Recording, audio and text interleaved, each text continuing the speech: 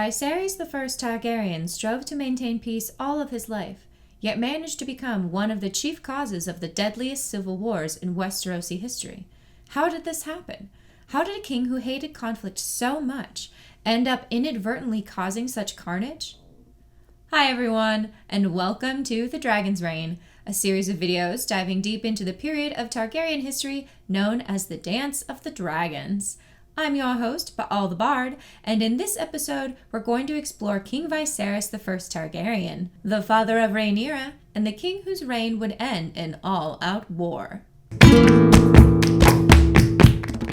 It's easy to get so wrapped up in Rhaenyra's battle for the throne that we forget what came before. After all, war doesn't just happen overnight. Before the straw that breaks the camel's back,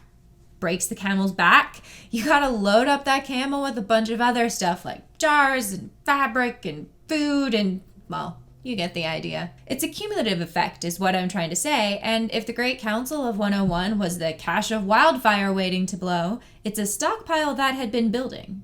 The heir the council had chosen, Viserys I, added fuel to that future bonfire with the two most significant decisions he ever made as king: his choice of heir and his choice of a second wife.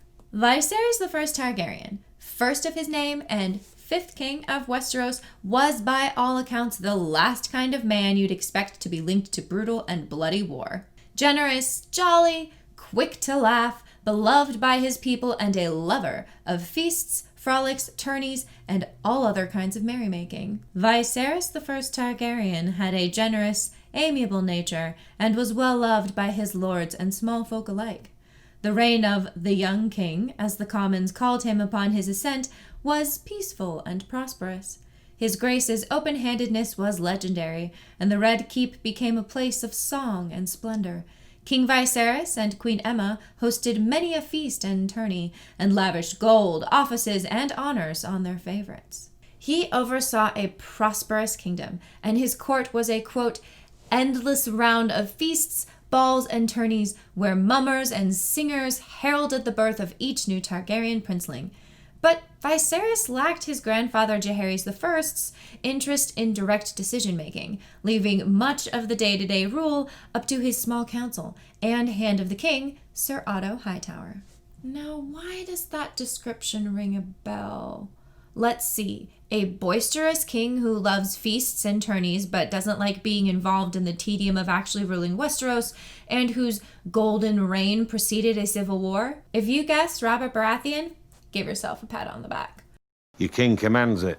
Like Robert, Viserys has many of the marks of what we would call an archetypal summer king from ancient folklore: a peaceful reign, a delight in feasts and revelry, and a jovial nature. Summer kings are also traditionally associated with fertility, like the legendary Garth the Green from The World of Ice and Fire. Garth Greenhand brought the gift of fertility with him.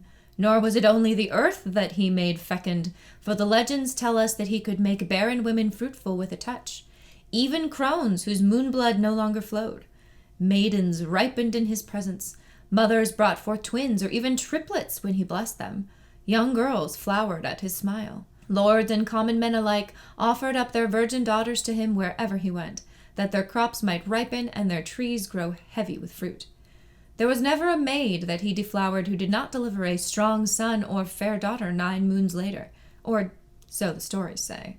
If Garth the Green was able to make women pregnant with merely a touch, his green hands must have been quite potent indeed. And as sketchy as it is, deflowering maidens and having lots of bastard children is another aspect of the Summer King. It's all nature cycle mythology, really. He's a god king who brings fertility to the land by ripening crops and getting them ready for harvest.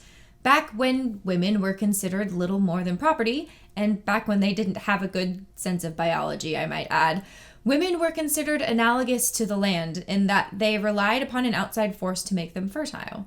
Like soil, they just needed the right seed to make them bear children. Look, I didn't say that ancient mythology wasn't sexist. It totally was. Ever heard of a guy named Zeus? Yeah, he was the worst. Anyway, the idea of a male figure whose seed or presence would make both women and land fertile is fairly common in our world's ancient folklore, which Martin reproduces in the Garth the Green tale. As Martin likes to do, characters from Westerosi folklore often function as archetypes for characters we see in A Song of Ice and Fire itself and in the histories. Kings who deflower maidens and have lots of bastards, like Aegon IV Targaryen and Robert Baratheon, for example, are fertile summer kings, just like Garth. While Viserys I had the jolly temperament and genial nature we associate with summer kings, he only had 4 living true-born children and no bastards. He might have been festive, but he was faithful. Nevertheless, the reign of Viserys I was a time of fertility for the Targaryen family tree and their dragons, even if he himself didn't exactly have Garth's green hands. Many consider the reign of Viserys I to represent the apex of Targaryen power in Westeros. Beyond a doubt, there were more lords and princes claiming the blood of the dragon than at any period before or since. There were more dragons than ever before as well, and several of the she-dragons were regularly producing clutches of eggs. Not all of these eggs hatched, but many did, and it became customary for the fathers and mothers of newborn princelings to place a dragon's egg in their cradles, following a tradition that Princess Rhaena had begun many years before. The children so blessed invariably bonded with the hatchlings to become dragon riders. Having this many dragons and dragon riders around might have seemed like a blessing at the time, but hindsight colors it with a sense of impending doom. There were just so many dragons around while Viserys was on the throne. One might even say too many dragons. If too many cooks in the kitchen leads to a spoiled dinner, then too many dragons in Westeros invariably leads to spoiled lives. But for now, let's go back to Viserys himself, the amiable king who usually did whatever his counselors in hand told him was best for the kingdom because he found it too tedious to rule himself. Now there's irony for you. The man the Great Council chose to rule Westeros, the man supposedly more fit than any of the more qualified women available, had zero interest in actually ruling Westeros. Go figure. Throughout his mostly passive reign as king, there were only 2 significant examples of Viserys I putting his foot down and brooking no dissent from his advisors. And his stubbornness on these 2 matters would have disastrous consequences. These momentous decisions were the matter of his own remarriage and the matter of succession after his death. First, the matter of succession. When Viserys I took the throne in 103 AC, he and his wife Aemma Arryn had 1 living child, their 6-year-old daughter, Princess Rhaenyra. Like another Arryn woman, Aemma suffered multiple miscarriages and the death of a son in the cradle, but she and Viserys were confident that she would eventually give birth to a son who could be named as Viserys' heir. While Aemma waited and, no doubt, tried for a son, unrest was brewing in the form of Viserys' younger brother, Daemon. You see, Viserys wasn't the only one for whom governance was a tedious affair he'd rather offload to others. Daemon also chafed at the offices his brother and king gifted to him, but unlike Viserys, he preferred fighting to feasts and frolics. His itchy sword hand might have kept him busy when there were battles to fight, but it also made him restless, and thus ultimately brought him into conflict with Viserys. In the eyes of Westerosi culture, Daemon was every inch the pinnacle of manly prowess, the very image of what a future king should be. Where Viserys came to be as plump as he was jolly, Daemon was lean, handsome, and fit. Where Viserys had never been much of a fighter or jouster, Daemon had been knighted at 16 and was a renowned warrior. After the death of Balerion the Black-Dread, who had been Viserys' mount until 94 AC, Viserys refused to claim another dragon, making him a dragonless king. Daemon, on the other hand, rode Caraxes, the dragon that had once belonged to Jaehaerys I's firstborn son and heir, Aemon Targaryen. Daemon also carried the sword Dark Sister, the legendary Valyrian steel sword that had once belonged to Queen Visenya, sister wife of Aegon the Conqueror. Daemon's roguish yet restless nature made him a thorn in the king's side for most of Viserys' reign, and much like a future Daemon in the Targaryen family tree, his very own great-grandson, in fact, Viserys' younger brother was as ambitious as he was handsome. Since Viserys lacked a son when he ascended the throne, Daemon regarded himself as the heir apparent. He was desperate for the king to name him Prince of Dragonstone, which Viserys flatly refused to do. most likely because he still expected to father a son. It's not hard to see that Viserys' reluctance may also have had something to do with the kind of man Daemon was. When he was made commander of the City Watch, he was what one might call effective, but he brought a cruel kind of justice to the roughest places in the city. Prince Daemon took eagerly to the work of the Gold Cloaks, and oft prowled the alleys of King's Landing with his men. That he made the city more orderly no man could doubt, but his discipline was a brutal one. He delighted in cutting off the hands of pickpockets, gelding rapists, and slitting the noses of thieves, and slew 3 men in street brawls during his first year as commander. He was definitely dangerous, and not just in the darkly handsome kind of way. It's easy to see why gentle Viserys would balk at making such a harsh man his heir. And Viserys wasn't the only one to oppose the idea of Daemon as heir. Viserys' hand Sir Otto Hightower denounced the idea, believing that Daemon would be a second Maegor the Cruel. So opposed was he to Daemon succeeding Viserys that Sir Otto even proposed to his brother, the Lord of Oldtown, that Rhaenyra should be named Viserys' successor, famously writing, "Better the realm's delight than Lord Fleabottom." Aha! So the lords of Westeros were willing to consider a female heir, if the potential male heir was especially distasteful to them. This just goes to show that the precedent set by the Great Council depended more on their personal and societal preferences than the men themselves would like to admit. Sir Otto's wishes to see Rhaenyra named heir would eventually come true, but not until after the year 105 AC, which brought the tragic death of Viserys' wife Aemma in childbirth, and then, even more tragically, the death of their newborn son only a day later. Once his mourning for his wife and son had run its course, the king moved swiftly to resolve the long simmering issue of the succession. Disregarding the precedents set by King Jaehaerys in 92 and the Great Council in 101, Viserys declared his daughter, Rhaenyra, to be his rightful heir and named her Princess of Dragonstone. In a lavish ceremony at King's Landing, hundreds of lords did obeisance to the realm's delight as she sat at her father's feet at the base of the Iron Throne, swearing to honor and defend her right of succession. Thus was Rhaenyra Targaryen, then but 8 years old, declared Princess of Dragonstone and heir to Viserys I Targaryen, to the acclaim of Sir Otto Hightower, and to the utter disappointment of her uncle Daemon. Ironically enough, the passage of time would see these two same men on opposite sides of the exact issue, but that's further down the timeline. Let's pause and ask the question of why Viserys chose Rhaenyra as his heir. It could be that he did it only to prevent Daemon from becoming his heir. After all, it's true that Viserys was livid with Daemon, who openly mocked the death of Viserys' son by calling him the heir for a day.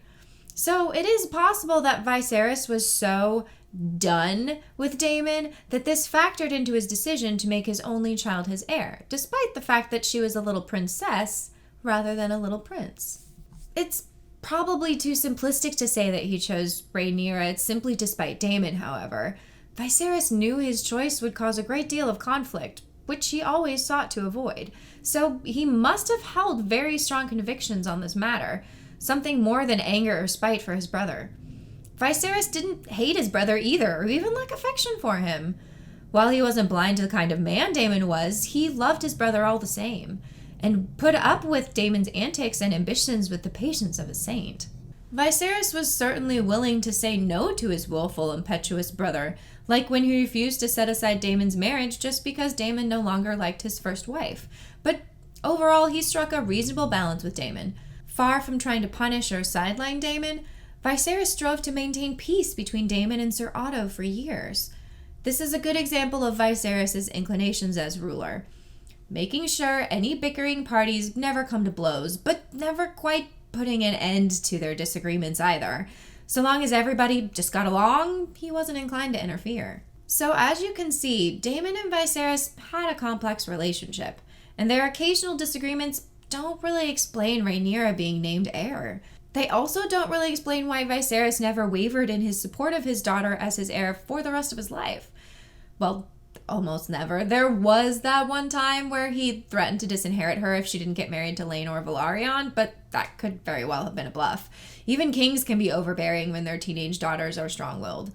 Other than that one time, Viserys was as stubborn as he had been decisive, refusing to be swayed by any argument that would disinherit his eldest daughter. Moreover, if it were truly only to prevent his brother Daemon from becoming king after him, why would Viserys not change the succession later, once he had sons to inherit? Though the queen had given the king not one, but 2 male heirs, Viserys had done nothing to change the order of succession. The Princess of Dragonstone remained his acknowledged heir, with half the lords of Westeros sworn to defend her rights. Those who asked, "What of the ruling of the Great Council of 101?" found their words falling on deaf ears. The matter had been decided so far as King Viserys was concerned. It was not an issue his grace cared to revisit. A rare display of decisiveness from the king who left the rule largely to his counselors. So perhaps Viserys truly did believe in the rights of his daughter as his firstborn child and heir. And perhaps Viserys wasn't as weak-willed as the maesters perceived him to be. Looking at his life, we can see a pattern in his behavior, a preference for maximum peace and minimal conflict. He left the rule of Westeros largely up to others because he preferred the peace that comes from not being the decision maker. But when he did make up his mind on something, he expected absolute obedience and would take steps to ensure that the troublemakers were removed, or at least placated so he didn't have to deal with any ensuing conflicts. For example, after he named Rhaenyra as his heir, Viserys supported his brother Daemon's sea campaigns in the Stepstones, and not just out of brotherly affection. So far as Viserys was concerned, the campaigns kept Daemon busy and prevented him from stirring up trouble in King's Landing. When Ser Otto began to voice his support for Alicent's children to be named Viserys' heirs instead of Rhaenyra, an issue the king had made clear he didn't want to revisit, Viserys simply replaced him as hand. When dissent started brewing between his wife and daughter, he placated them with gifts until they didn't fight around him. So he wasn't meek or indecisive. He just hated conflict so much that he was willing to avoid making decisions if that kept his life as pleasant and disagreement-free as possible. Again, shades of Robert Baratheon here. In one other significant matter, Viserys proved himself to be most decisive. Again, with tremendous consequences for himself and for the kingdom.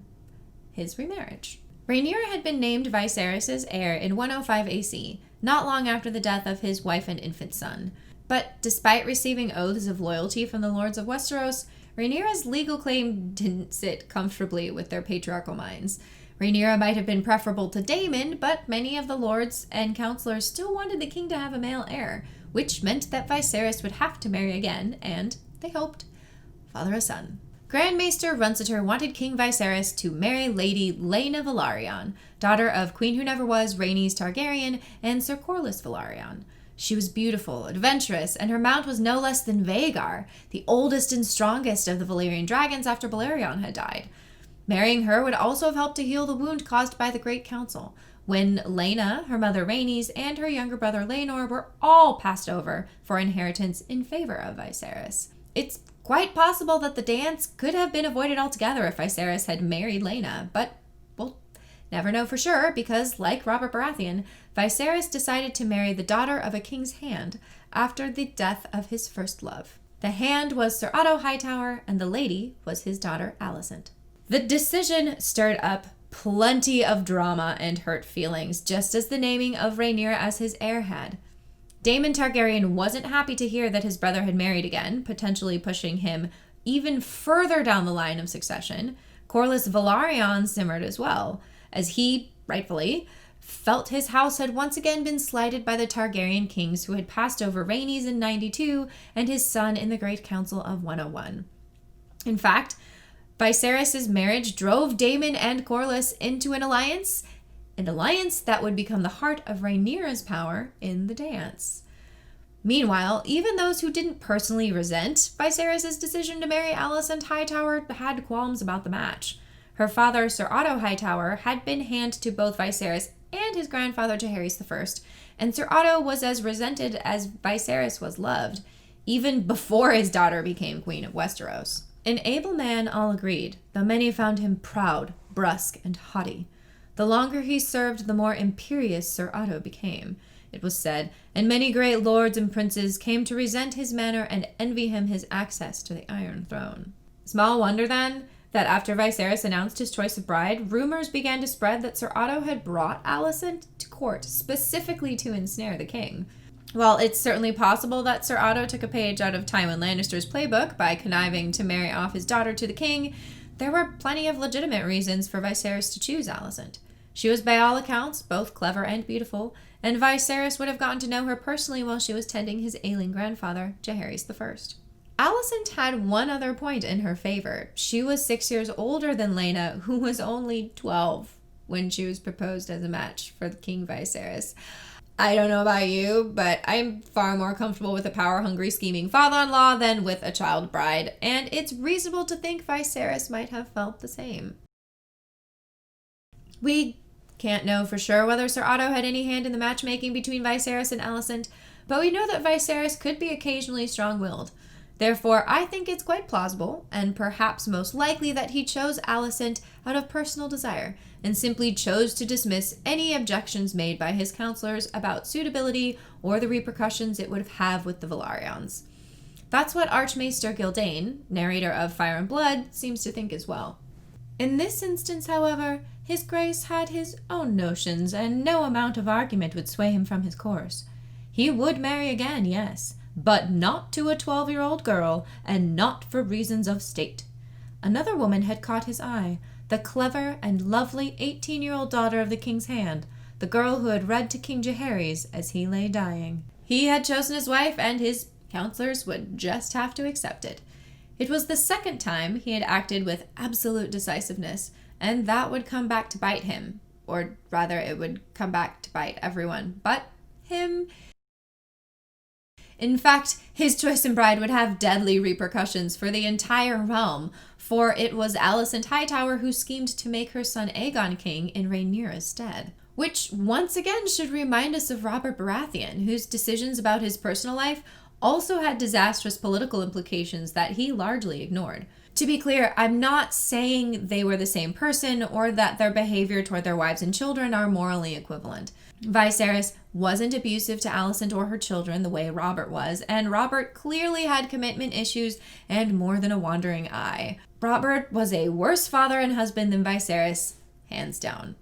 No, the similarity between the two kings lies in the fact that both chose to focus on personal comfort and enjoyment rather than the good of their kingdoms. Neither man acknowledged the political implications of their personal lives and decisions, turning a blind eye to fraught political and interpersonal situations that infringed on their pleasures. While Viserys mostly left the rule up to his counselors, whenever he did put his foot down, he would then ignore any and all political fallout of the decision he had made. Robert Baratheon might have been more swayed by the political machinations of his Lannister in-laws, which makes sense since he was more reliant upon their support for his reign. But like Viserys, he also ignored brewing conflicts and left wounds to fester because he prioritized his own enjoyment. Both just wanted to have a good time, and the cost of the so-called peace during their lifetime was a flurry of violence afterward. A storm of swords, if you will. Now, we've moved on from monarchical forms of government in our society, and everyone seems to have agreed that it was a good idea to have a system with greater checks and balances built in. Well, almost everyone. In a society like Westeros that has supreme executive power, it is incumbent upon that power to seek out lines of conflict and use the power of the throne to settle disputes as soon as possible, without falling into tyranny. I'm looking at you, Blood Raven, with your ruthless efficiency and your magically enhanced spy network. McCarthy would have killed to have 1,000 eyes in one. Looking back on Viserys' life, we can see that being a peacekeeper between warring sides was a large part of who he was, both as a man and as a king. He kept the peace between Daemon and Sir Otto in the first years of his rule, and when bitterness sprung up between his second wife and his daughter, he strove to keep the peace there as well. King Viserys loved both his wife and daughter and hated conflict and contention. He strove all his days to keep the peace between his women, and to please both with gifts and gold and honors. So long as he lived and ruled and kept the balance, the feasts and tourneys continued as before, and peace prevailed throughout the realm. Though there were some, sharp-eyed, who observed the dragons of one party snapping and spitting flame at the dragons of the other party whenever they chanced to pass near each other. But as you can see, this wasn't a true peace so much as a lack of direct confrontation, a veneer of nicety made up of false pretenses and hidden enmities simmering just below the surface rather than being soothed and dissipated. Viserys could keep the fires banked, but he wasn't a fire extinguisher. There are a lot of reasons why that might be the case. Perhaps his own positive disposition prevented him from seeing how resentments can boil and fester. Like Jane Bennet in Pride and Prejudice, he just didn't understand that some people can't or won't forgive and forget. Or perhaps he was so conflict avoidant that he preferred the facade of false friendship to honest confrontation. Or maybe there was a little bit of both. Regardless of the reason, the result was the same. So long as he lived and ruled and kept the balance, the feasts and tourneys continued as before, and peace prevailed throughout the realm. But only so long as he lived, which is exactly as Viserys would have preferred it. If there was going to be war in Westeros, he'd rather die than have any part of it.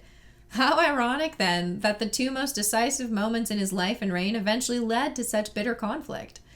His desire for peace, or more accurately, his desire to avoid conflict, created and stoked the resentments that would boil over into violence between the wife of his choosing and the daughter who delighted him and the entire realm. That's it for this episode of The Dragon's Reign. You can buy me a cup of tea on Ko-Fi if you feel like keeping my brain juices flowing. The link is in my channel header. Please be sure to hit like and subscribe buttons before you go, and I'll see you next time on The Dragon's Reign, where the dragon flame burns hot, but the women are straight fire.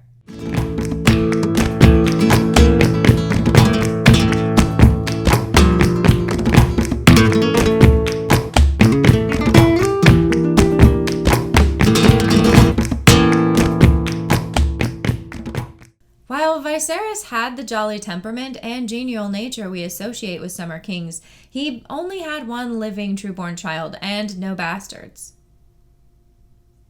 Oops, he actually ends up having four